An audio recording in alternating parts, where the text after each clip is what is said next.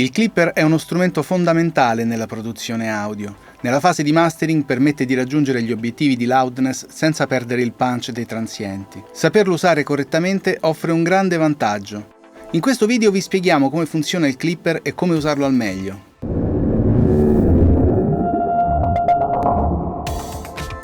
Prima di continuare è fondamentale comprendere il concetto di distorsione. Si definisce distorsione qualunque processo che alteri la forma d'onda di un segnale. Maggiore l'alterazione, maggiore la distorsione. Esistono diversi tipi di distorsione, ma quella che ci interessa ora è la distorsione d'ampiezza. Per alcuni potrebbe sembrare strano, ma anche una variazione di volume introduce distorsione. Infatti per tutto il tempo che alziamo o abbassiamo il volume stiamo alterando la forma d'onda. Normalmente in un mix le variazioni di volume sono però contenute e relativamente lente o di breve durata, rendendo la distorsione introdotta impercettibile. Se però facessimo delle variazioni di volume molto più ampie, rapide e per un lungo periodo, diventerebbe più evidente. Questa per esempio è la mia voce distorta a causa delle automazioni di volume estreme. La distorsione d'ampiezza ha sempre come risultato l'aggiunta di nuove frequenze nel segnale, generalmente sue armoniche. Tornando al clipper, un processore a cui viene spesso associato è il limiter, perché tutti e due vengono utilizzati per gestire i picchi del segnale. E anche se hanno la stessa funzione di trasferimento, hanno dei comportamenti diversi. Il limiter riduce il volume dei picchi abbassandoli, mentre il clipper li taglia. O almeno questa è la spiegazione che viene generalmente data, ma in realtà questa distinzione non è corretta. Se consideriamo un singolo campione, non c'è realmente differenza tra tagliare o abbassare il volume. Infatti un singolo campione suona come un click.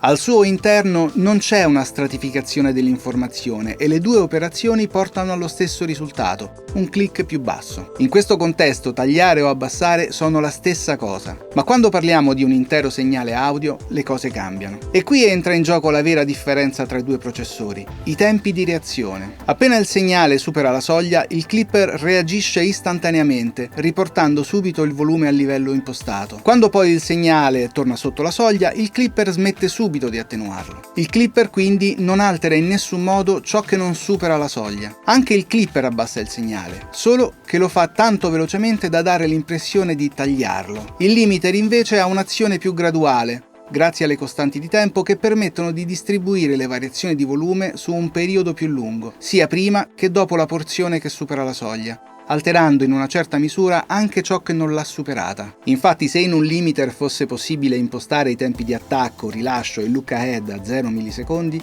si comporterebbe esattamente come un clipper. Queste impostazioni sono di fatto impossibili perché un limiter è un processore molto più complicato di quanto possa sembrare. Ne parleremo meglio in un prossimo video.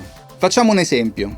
Su questa sinusoide vediamo come il clipper stia agendo in maniera molto più drastica, distorcendo sempre più il segnale e facendolo diventare molto più simile a un'onda quadra che non a una sinusoide. Il limiter invece distorce meno la forma d'onda, con il risultato di avere praticamente il suono originale solo più basso. Se ora riprendiamo l'onda con il clipper e applichiamo un EQ per eliminare tutte le armoniche introdotte, vediamo che torniamo ad avere, come ci aspetteremmo, la sinusoide iniziale, solamente più bassa di volume. Questo ci dimostra che in effetti l'unica differenza tra clipper e limiter è nei tempi di reazione. Tempi così brevi causano distorsione e quindi l'introduzione di armoniche che alterano la forma d'onda nel modo in cui vediamo. Per analizzare visivamente i due comportamenti abbiamo cercato un software che permettesse di visualizzare delle forme d'onda sovrapposte, ma non l'abbiamo trovato, quindi lo abbiamo sviluppato noi. Quella in rosso è la forma d'onda originale, in grigio quella con applicato il clipper e in blu quella con il limiter.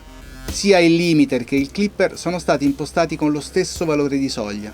Vediamo chiaramente la differenza tra i due processori. L'azione del clipper è limitata al tempo in cui il transiente è sopra la soglia, mentre l'azione del limiter inizia prima e finisce dopo. Diventa ancora più evidente se sovrapponiamo i risultati di clipper e limiter. Queste differenze hanno un impatto sul suono prodotto perché, come abbiamo detto, qualsiasi variazione di volume introduce una distorsione. Inoltre, in questo contesto, loudness e distorsione sono direttamente proporzionali. All'aumentare di una, aumenta sempre anche l'altra. Potremmo raggiungere livelli di loudness molto alti ma al prezzo di una distorsione eccessiva. Oppure potremmo eliminare completamente la distorsione ma sacrificando la loudness. Il punto fondamentale è riuscire a trovare un buon compromesso tra le due, considerando il diverso comportamento dei processori. Il clipper distorce il segnale in modo più pesante ma per un tempo più breve. Il limiter invece agisce sul segnale in modo più leggero. Non solo introduce meno distorsione rispetto al clipper, ma la distribuisce anche su un periodo di tempo più lungo, rendendola ancora meno evidente.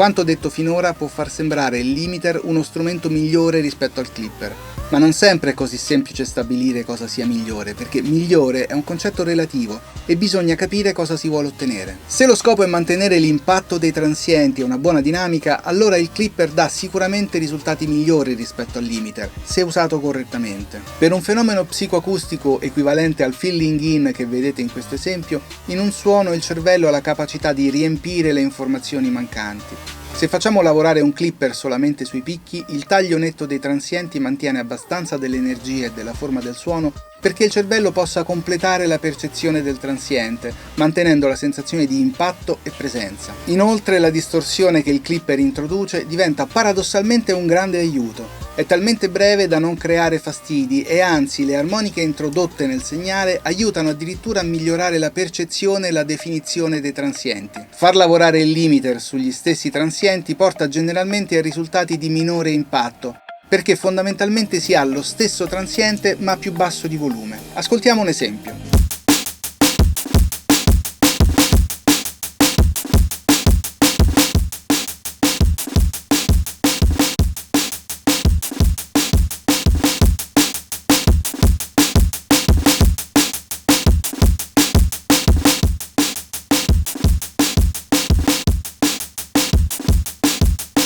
Se però portiamo la soglia del clipper più in basso fino a lavorare non solo sui picchi ma anche sui segnali con più sustain, la distorsione introdotta si allunga nel tempo e diventa progressivamente più evidente. Considerando solamente la distorsione introdotta, il limiter potrebbe dare risultati migliori perché ne introduce meno. Se però consideriamo il risultato nel suo complesso, il clipper ancora dà risultati migliori.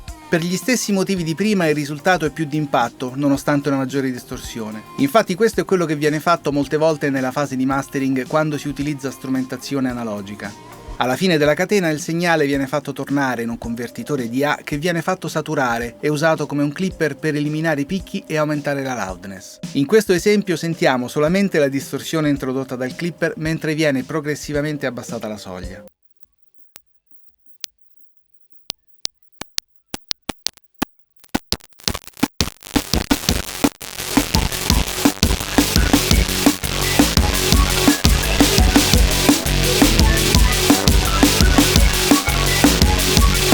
Mentre prima la distorsione è concentrata sui transienti, abbassando la soglia sentiamo come diventa sempre più evidente. Questa distorsione viene però mascherata e anche giustificata dall'aumento di volume ottenuto.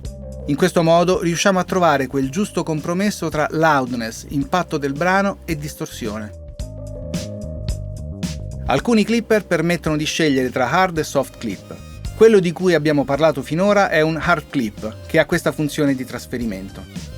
Vediamo quindi che il clipper agisce solamente su quello che sta sopra la soglia e non influenza in nessun modo ciò che sta sotto. Inoltre il passaggio tra ciò che è distorto e quello che non lo è netto. Il soft clip ha invece una funzione di trasferimento di questo tipo. Ciò comporta che ci sia una transizione tra l'assenza di distorsione e l'hard clip. Quindi il soft clip inizia a distorcere progressivamente già da prima che il segnale raggiunga la soglia, fino a ottenere il massimo della distorsione per la porzione che la supera. Questo comporta che i transienti vengano smussati maggiormente, ammorbidendoli. Lo possiamo vedere sovrapponendo le due forme d'onda con i due trattamenti. Si vede chiaramente come a differenza dell'hard, il soft clip stia modificando anche la porzione sotto la soglia, proprio come ci aspetteremmo dalla sua funzione di trasferimento. Per questo motivo l'hard clip è inaspettatamente più trasparente e non aggiunge nessuna colorazione al suono a parte la distorsione dovuta al clip. Invece un soft clip è meno trasparente e introduce sempre una colorazione nel suono. Viene infatti utilizzato per richiamare il carattere di strumentazione analogica e per aggiungere una leggera saturazione al suono. Per queste loro caratteristiche un hard clip è più indicato in fase di mastering, mentre un soft clip in quella di mix. Molti pensano che la distorsione digitale suoni peggio rispetto a quella analogica.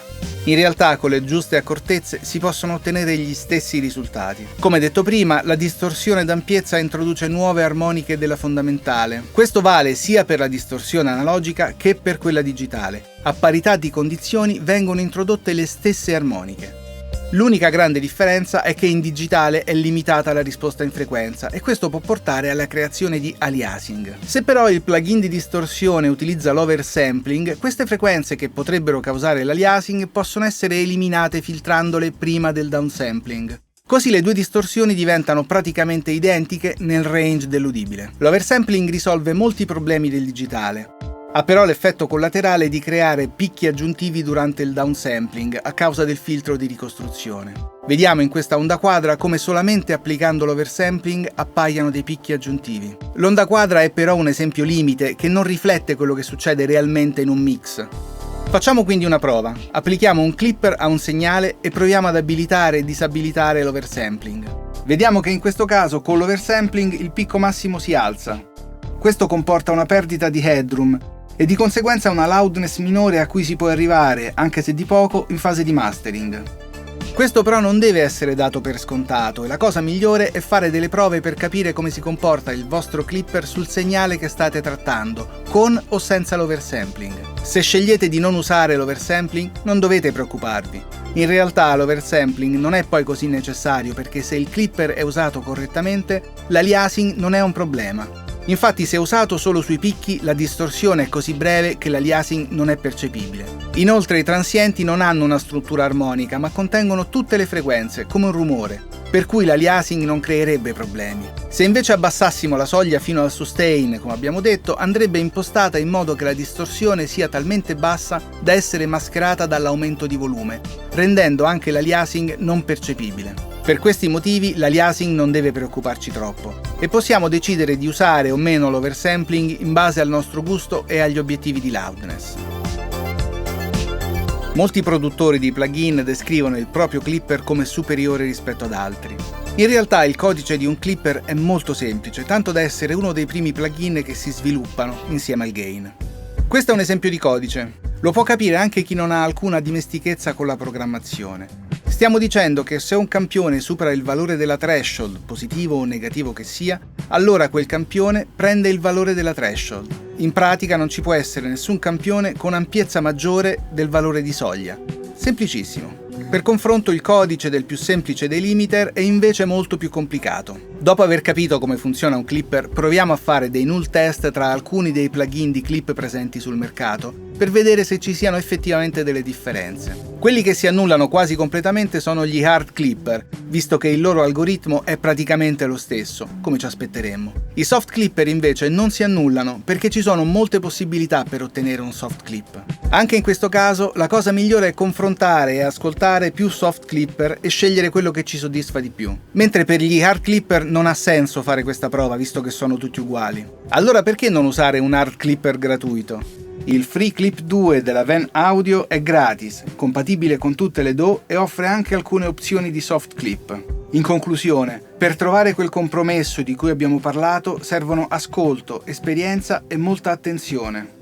Ora che sapete tutto sul clipper, potete sperimentare e provare nuovi approcci con maggior consapevolezza.